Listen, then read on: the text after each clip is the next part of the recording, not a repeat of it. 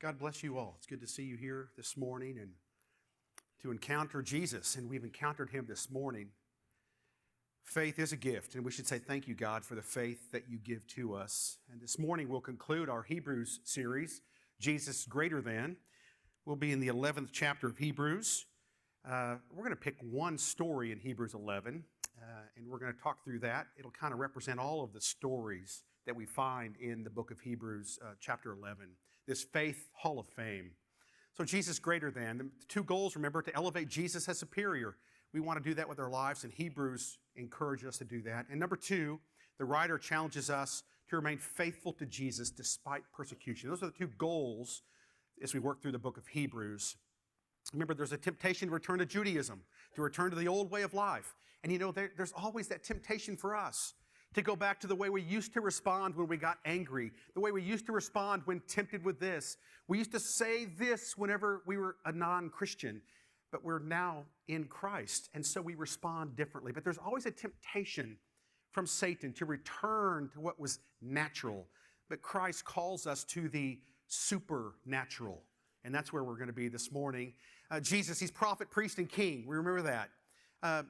I want to talk to you about something. I heard this from a professor to preaching on the West Coast, and he talked about sizzle reels. I'd never heard of sizzle reels before. The idea, I've seen them, but I didn't know what they were called. You know, in sports, you're watching basketball, you're watching football, you're watching the Razorbacks almost tie, at least, Alabama. Boy, that's a win for me. I mean, I'm just like, that's a win to be that close to Alabama. I can't stand Alabama. I was just so glad to see Arkansas get that close to Alabama. I want Tide to quit rolling. That's what I want to see happen. Anyway, so this scissor reel, back to the story. Scissor reel, I found this out, that a scissor reel it's that one job that one technician has. He's out in a truck, outside or in the van outside of the stadium. He's got all those computers before him, and he's monitoring the game on his computer devices. And there's a highlight, and that sizzle reel director will grab that highlight and pull it down in his computer program and lodge it. And he's watching. He pulls down little highlights, maybe 3 or 4, through a segment of the game. And so then, before the commercial, the director will say, sizzle reel, 30 seconds. And that person's job is to grab the one highlight that he thinks is best, pull it down, put music to it, and 5, 4, 3, 2, 1, and it comes on national television, that one highlight with the music behind it. Those are sizzle reels. They take something that's maybe a long time, the whole 5 or 10 minutes of a game, and they pull it down to one highlight. And I thought about that. Does God have sizzle reels? Does God say, hey guys, look, this is a sizzle reel from the last week at Brockington Road. This is a sizzle reel from your life.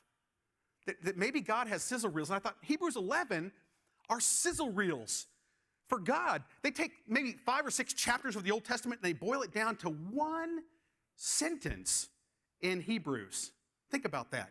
So we're going to look at a few today, but sizzle reels. We're going to look at Hebrews 11. I want to focus on God's sizzle reel, and one that I really want to focus on before we get into this. I want you to help me. You can help me. You can talk to a neighbor here. What was Noah's sizzle reel? Turn to your neighbor and tell him, what was Noah's sizzle reel? What did he do? Tell him, what was it? Yes, he was drunk, but that's not in his sizzle reel, teens. No. He built an ark. Right, that's his sizzle reel. So let's look at that together. Here's all 5, 6 chapters of Noah's life boiled down to this one sizzle reel. By faith, Noah, being divinely warned of things not yet seen, moved with godly fear, say it with me, built an ark for the saving of his household. There it is. 6 chapters, 1 sentence. That's God's sizzle reel for Noah.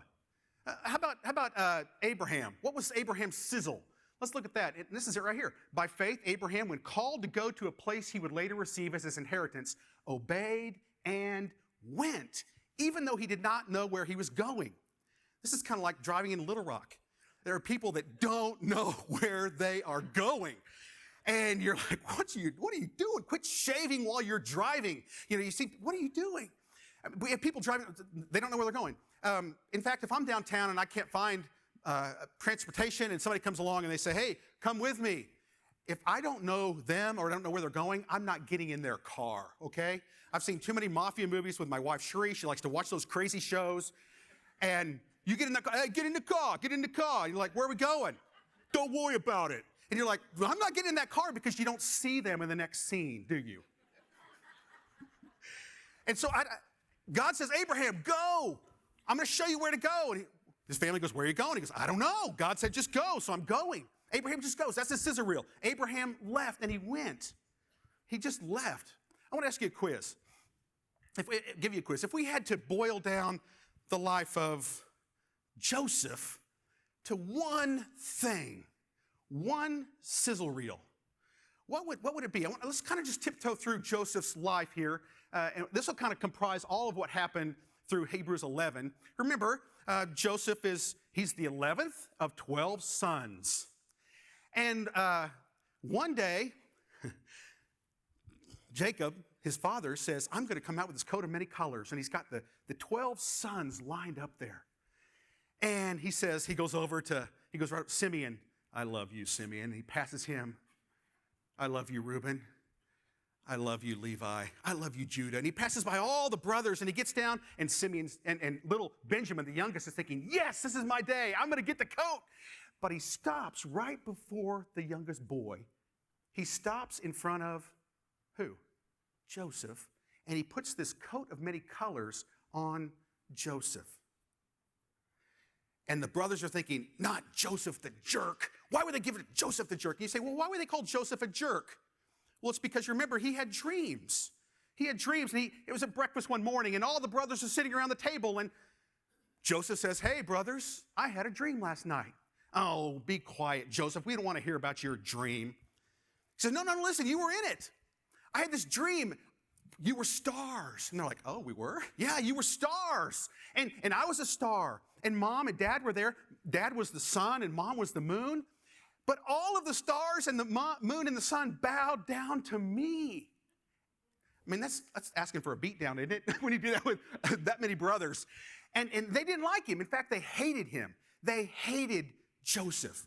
They hated him so much, I mean, they wanted to kill him. And one day they were out with their sheep, the brothers, and they see, here comes Joseph with that coat of many colors. We can't stand him. They go, let's get him. Come here, Joseph, look in this well. Look down in there. They want somebody down there wants to talk to you. He comes over, and they just push him into that well. Now, fortunately, there's no water in it. He's down there flailing around in this well. And they're like, let's kill him. And they're going to throw a rock down on his head, I guess, and just kill this poor kid. Probably 17 years old. Reuben, the oldest, said, no. Let's don't kill him. Let's don't do that. I mean, he's our brother. They go, hey, look, here comes some slave traders. Here comes some Ishmaelites. They're coming by on camels. Let's sell our brother. And they're like, yeah, we're going to make some money off their brother. So they pull him out, and before they give Joseph to these slave traders, they pull that coat off of him, and they send him on their way for pieces of silver. It talks about those dreams. I wonder what Joseph's thinking about those dreams now. I wonder what Joseph is thinking about that dream that God gave him. They throw him in that well, and they laugh, they poke fun, they ridicule him, they have their way with him. And you remember what happens? As he goes off, before he goes off though, what do the brothers do? They take that coat and they dip it in some goat's blood. And they go back to their dad. And they say, Dad, you would not believe what happened to Joseph. They're pretend crying. Oh, our brother Joseph, we were with him and we saw him get attacked by this wild animal. This big wild, it was like a hamster. It was huge. And so he was killed, and here he is. Here's his coat. This is what we have left. And father begins to just weep and mourn. And the brothers go on with their charade. As they're lying to their dad, Joseph is in bondage, headed down to Egypt, Africa, to be a slave to Potiphar. Joseph is purchased in Egypt by Potiphar. And he begins to work for Potiphar. He's working there at the guard, and maybe it's in the prison. He has to clean out the slop. You know, there's not flushable stools in these prisons. And so this is Supermax. I mean, prison. They've got him there, and he has to go in and clean out the slop and the vomit and the whatever excrement. And he has to do all these things. But Joseph is faithful. He keeps doing the job that he's been asked to do. It's called a good work ethic, folks. And he kept doing that job that God asked him to do through Potiphar. And it's going really well. In fact, he does so well. What happens? He gets promoted. And Potiphar says, you're really good at this. I want you to manage my affairs. And so Joseph is raised, he's elevated in the home, and he's able to give commands now to other people. See, when you do your work well, you will be promoted. When you do what's right, sometimes it does pay off. Not always, as we're going to see here in just a moment. So what happens? Joseph is there, and remember, he's here. I had a dream. And then in the well. And then sold to slavery. And then Potiphar, he's raised to this. What comes next? Potiphar's wife. It's not just a woman. It's the boss's wife. And the boss's wife takes note of Joseph. I mean, let's don't flower this up. The Bible says that he is well-built and handsome. Now, I know some of the young men here in the front know the burden that is, to have that all the time, to be well-built and good-looking. And, the girls are looking at you as you walk through school in the hallways. They're like, oh, there he goes. He's just so... I know, you understand the burden. I get that, boys. You get that. And so Joseph has this burden. And Potiphar's wife has eyes for him, and she is not discreet at all. Remember what she does? She grabs him and says, come to bed with me. Now, he's maybe 18 or 19 now, maybe 20, somewhere in there. He's a young man. He has feelings. He is a young, single man. And when she comes and says, come to bed with me, he stiff-arms her and he says, no, no, I will not go to bed with you. And every day she tries to pull him in, to lure him into her bed. I mean, imagine when you were 18 or 19, guys. Remember when you were 18 or 19? You're like, no, you're saying, God, I tried to say no, but she pulled me and I couldn't help it. You just fall. Joseph says no, and what does he do? He runs from Potiphar's wife. He runs out of that building. Interesting, he leaves that coat that he has on that day in her hand. And she is so scorned that whenever Potiphar comes home, what does she do? She lies about him and says, that slave of yours tried to rape me. And Potiphar's head about explodes, and he goes and he gets Joseph. He says, come here, throws him back in prison, not to clean anymore, but to be a prisoner in those camps. He's locked away. Here, remember, up, down. This is called a roller coaster. Any of you on a roller coaster in your life? It happens, doesn't it? We have high points and low points. We just keep being faithful to God. So Joseph, he's now in prison. He's shackled again. And there are a couple guys there. And they used to be in the king's palace. You got the butler and the baker. And they're right there in prison too because they've done some things that are wrong. And they said, man, we had some weird dreams. Joseph, don't tell me about dreams, man. Dreams mess me up. I don't want to hear about your dreams. No, you understand dreams? Well, no, I don't, but my God does. My God understands dreams. Tell me about your dreams. So they tell him their dreams. And Joseph says, oh, man, well, for you, butler, 2 weeks, you're going to be restored. You're going to be back in the palace serving the wine to the king. Sorry, Mr. Baker. 2 weeks, your head's going to be lifted off you. You're going to die. It happens just like Joseph says. And the last thing Joseph says is that butler walks out is, remember me when you get back to the king. Let him know that I'm a good guy. He forgets him. Have you ever been forgotten? Have you done something good for somebody and they just diss you? They just leave you off? Forgotten. It's a terrible feeling. The Bible says 2 full years pass by after Joseph gives that one request to that butler. And he's in prison 2 more years. Well, then something interesting happens. Remember the cupbearer? He's there and he comes up to the king. Your Majesty, you look awful. What's the matter with you? And the king says, oh, I had these terrible dreams.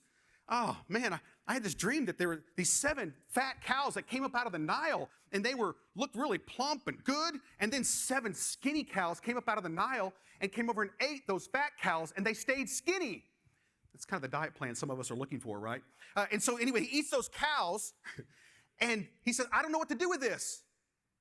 And the butler says, oh, ding, there's a guy that can interpret your dream for you. Where is he? He's in prison. Well, go get him. So they go down and they shave him and clean him up and they bring him. He's standing now before the highest ranking man in the world, the Pharaoh, the president of Egypt. And he's there. And what does Joseph do? Joseph says, well, skip on by that dream. been right punished. I'm sorry, I'm just getting way out of myself here. Well, I want to tell you this. He tells him about his dream, and he lifts his head. He's there, and then Pharaoh's there. And Pharaoh says, I understand you can interpret dreams. Let me tell you my dream. He tells him his dream, and Joseph says, I can't interpret dreams, but God can. And so he tells him that dream, and then Joseph prays about it. He says, ooh, you're not going to like this, President. What is it? Well, the 7 fat cows represent fat years of harvest. We're going to have so much grain we won't know what to do. And then after that, there'll be 7 years of famine where no grain, no crops, nothing will grow, and we'll almost starve to death. And the Pharaoh says, sounds like we need somebody really smart to handle that. You're smart. You do this. So now Joseph is elevated to second in command in all of the known world, Egypt. Think about that. You ever been on one of those before? You ever had a roller coaster in your life? Things are going great, and then bam. Things are going great, and then bam. Joseph just keeps being faithful all the way through.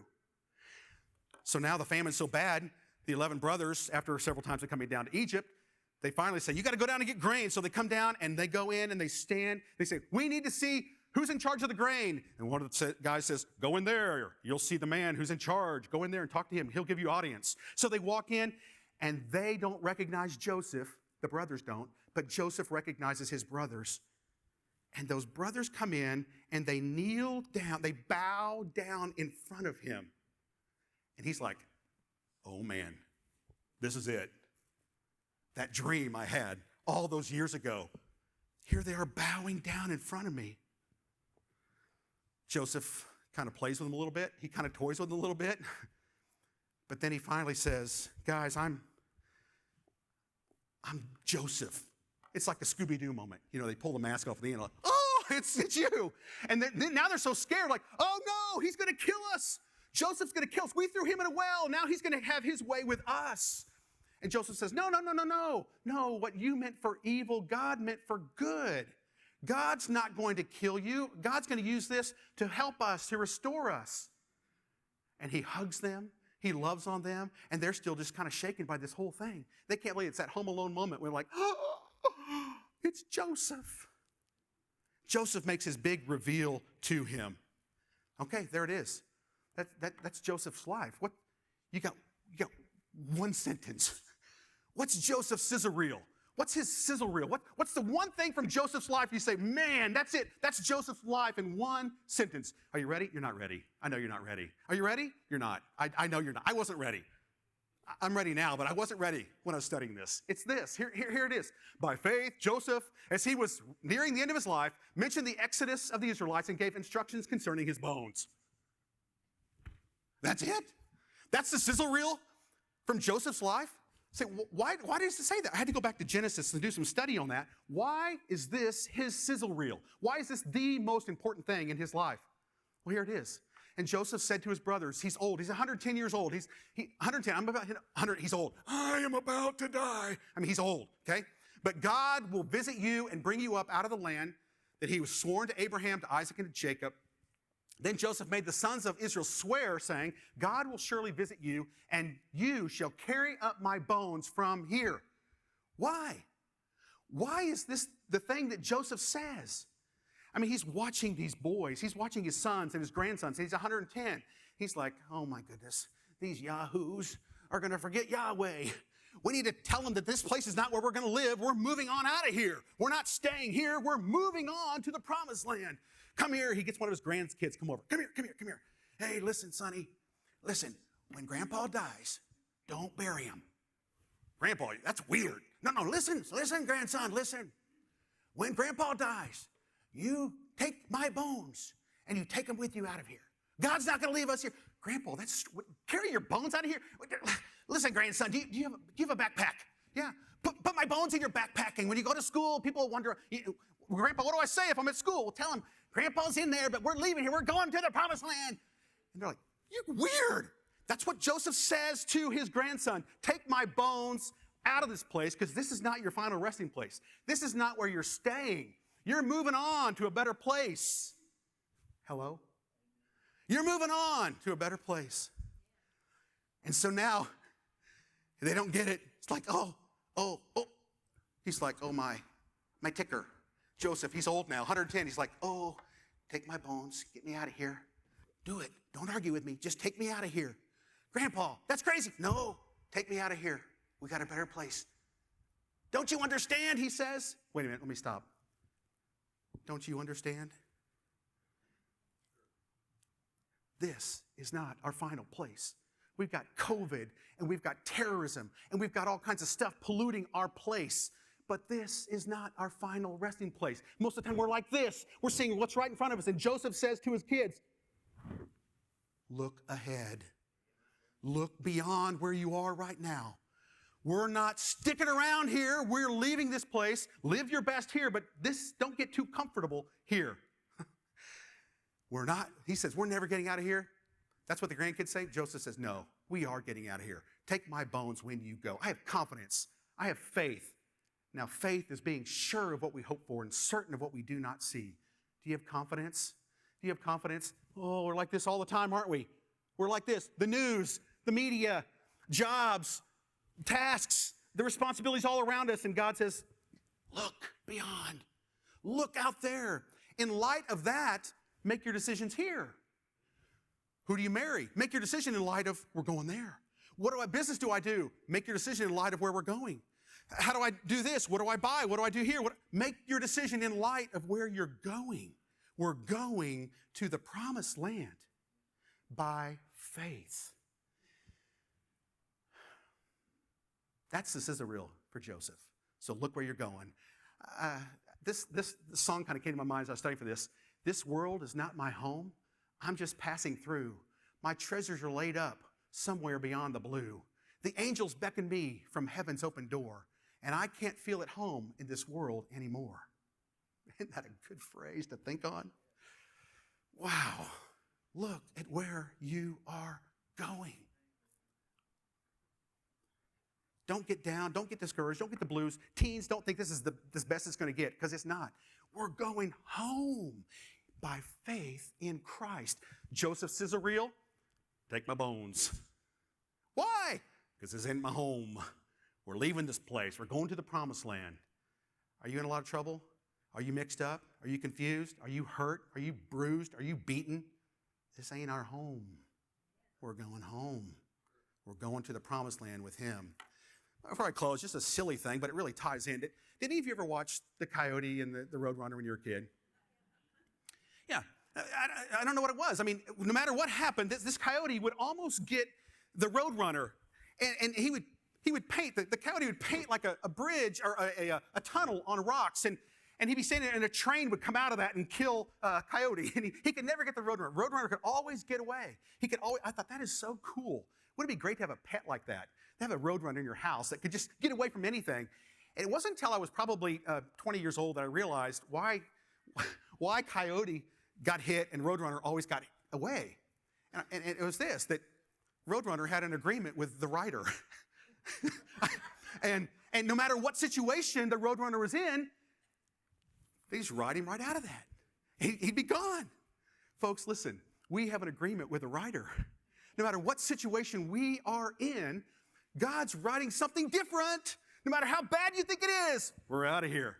For instance, if I'm going to leave here, I'm going to get on a plane. Imagine I'm going down to Little Rock Airport. I'm going to get on a plane. I'm going to fly somewhere. And in the air, we're at 8,000 feet, and the right engine begins to shake, and then it falls down. And I look over at the left engine, and it's on fire. And then you see up in the cabin, and the pilot has a heart attack. And the co-pilot sees him and has a stroke. Ugh. And then the person in front of you, he's got bombs on him. It's a terrorist. And the lady behind you smoking a cigarette. She drops it, and it sets the plane on fire. You're like, ah! And this thing's hurtling down toward the ground. This plane's going down. And Satan's going, you said God's going to have the last word. Well, I tell you, if that's going to happen to me right before I hit the ground, here's my last words to Satan. Beep, beep, I'm out of here. I'm going home. I'm not sticking around here, and I hope you aren't either. We have a new home in heaven. We have a greater place. Don't let this world deceive you. We're moving on to heaven with Jesus. Aren't you thankful for Joseph's life? Take my bones. Take my bones. Remember, folks, you need to look up. Where are we going? Where are we going? We're passing through. And God has got this universe in the palm of his hands. So don't fret, don't worry, don't stress. Kids doing this, parents doing this, life's a wreck. We're not sticking around. We're going to heaven with Jesus. Live for him while you're here, but remember that is where we're